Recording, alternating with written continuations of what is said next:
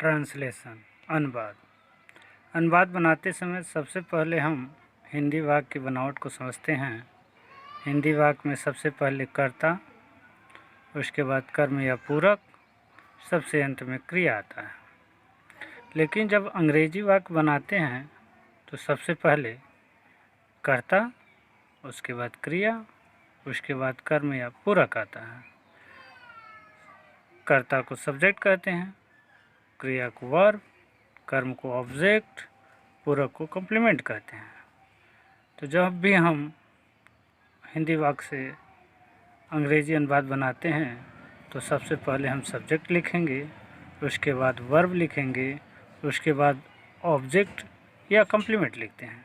Example के तौर पे समझिए, राम एक अध्यापक है, तो इसमें कर्ता राम है जिसकी सब्जेक्ट है, एक अध्यापक पूरक है यानी कॉम्प्लीमेंट है वर्ब है, ये मूल क्रिया के रूप में आया है। तो इसका अनुवाद होगा Ram is a teacher. A teacher complement है, इज वर्ब है, राम सब्जेक्ट है। वह पत्र लिखता है, हिंदी वाक्य में वह करता है, पत्र कर्म है यानी ऑब्जेक्ट है, लिखना क्रिया यानी वर्ब है। तो इसका अनुवाद होगा he writes a letter. He subject एक वचन है, इसलिए वर्ब में यस जुट गया है। इसके बाद हम देखेंगे वर्ब टू बी। अनुवाद का एक मुख्य हिस्सा है verb to be. Verb to be में is, are, am, was, were आते हैं। जब हिंदी वाक्य के अंत में हैं, हूँ, था, थे, थी क्रिया के रूप में आते हैं तो वर्ब टू बी का प्रयोग करते हैं। वर्ब टू बी का मतलब is, are, am, was, where.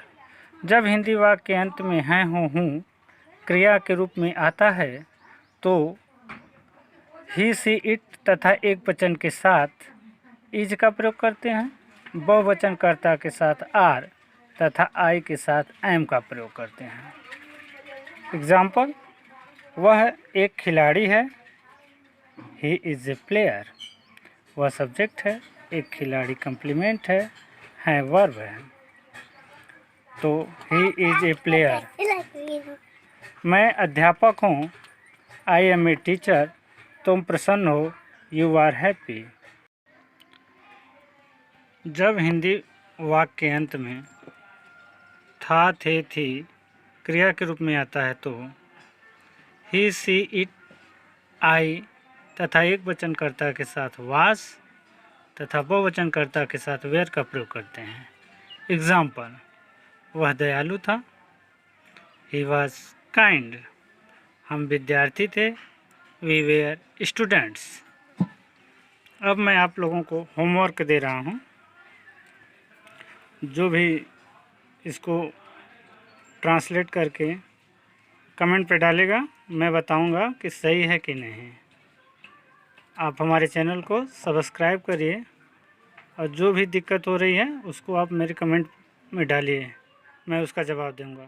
Thank you.